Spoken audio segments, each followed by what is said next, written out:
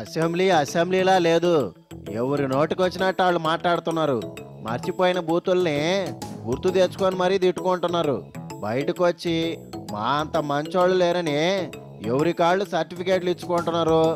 AP అసెంబ్లీలో ఎట్టా ఉందో ఓ లుక్ వేద్దామా?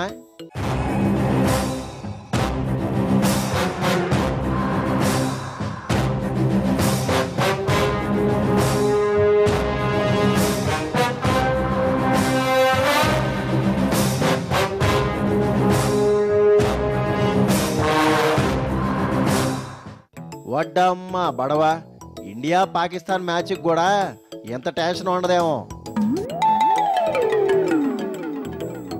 బోండా ఒమ్మకో ఛాన్స్ ఇద్దాం, గొడవ ఉన్న దగ్గుద్దేమో. సిబిఐ కోర్టు 420గా అభివర్ణించినటువంటి వైఎస్ జగన్మోహన్ రెడ్డి నిపాసు గాల మాట్లాడడానికి మన కాడ ఎంతకంటే సబ్జెక్ట్ ఏం లేదా?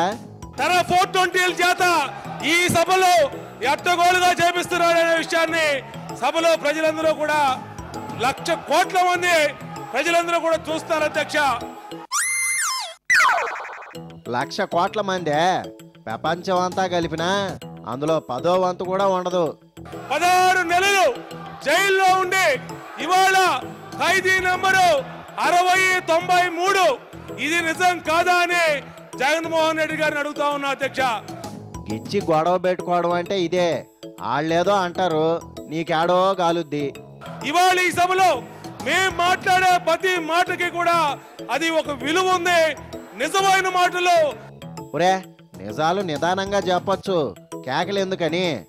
ఆ వినే ఓపిక కూడా లేనటువంటి జగన్మోహన్ రెడ్డి గారి మీద వైఎస్ఆర్ కాంగ్రెస్ పార్టీ సభ్యుల మీద చర్య తీసుకోమని కోరుతా ఉన్నాం అధ్యక్ష.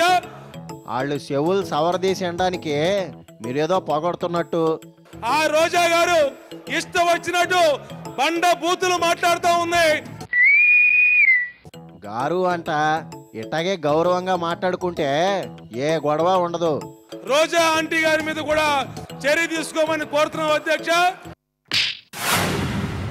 వడ్డమ్మ బడవ, ఏమన్నావు? రోజాని ఏమన్నావు? రోజా ఆంటీ గారి మీద కూడా. ఆంటీనా? ఇవాళ నీ ఈపు విమానం మోత మోగిపోద్ది పో. ఐరన్ లెక్కలయ్యి ఎక్కడ ఉంటే అక్కడ సర్వనాశనం అయినటువంటి ఆ కొడాలి నాని గారు గాని రోజా గారు గాని వీళ్ళు చేసినటువంటి దారుణమైన పరిస్థితుల్ని చూస్తున్నాం అధ్యక్ష. అడ్డే ఎళ్ళెళ్ళి ఆళ్లతో పెట్టుకున్నావా? ఆ దేవుడే కాపాడాలా? ఏంట్రా అమ్మోరు బూన్నట్టు అట్టా ఊగిపోతున్నావేంది? ఏలేమన్నా చూపించారా?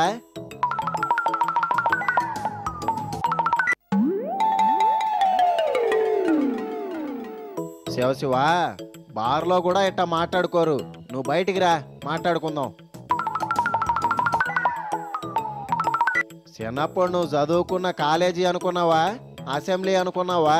ప్రతిపక్ష నాయకుడు అయ్యుండి నువ్వే ఉసుకొలుపుతూ సభా సాంప్రదాయాల్ని మంట కలుపుతున్నటువంటి పరిస్థితి ఎప్పుడూ లేదు. సాంప్రదాయాలు ఎదుటోళ్ళకి చెప్పడానికి కాదు, మనం కూడా పాటించాలా. మేము కూర్చున్న స్థానాల దగ్గరకు వచ్చి మా మొహాల మీద వేళ్లు పెట్టి రోజా గాని కొడాలి నాని గాని భాస్కర్ రెడ్డి గాని వాళ్ళేం చూపించారో కనపడలా, నీ తిట్లు మాత్రం వినపడ్డాయి.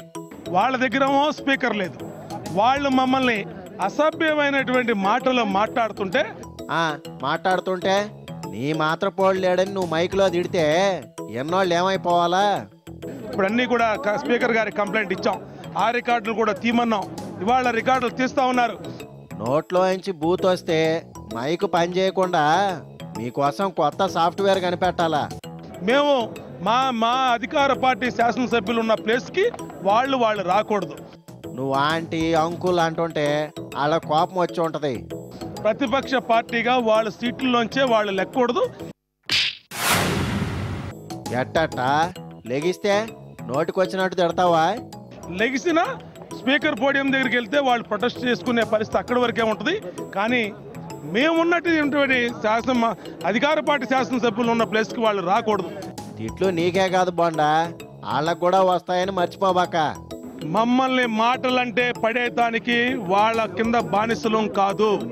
నీ పాసు గల తిట్టుకోవడానికి ఏరే ప్లేస్ లేనట్టు అసెంబ్లీనే దొరికిందే. అసెంబ్లీ సాంప్రదాయాలు పాటించాలి.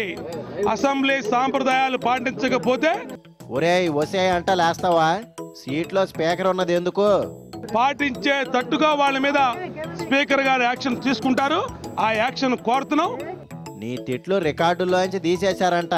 సారీ చెప్తున్నావా? ఇష్టం వచ్చినట్లు మాట్లాడితే పడే ప్రసక్తి లేదు. చచా, మీరంతా అసెంబ్లీ పరువుని ఈదికేడస్తున్నారు.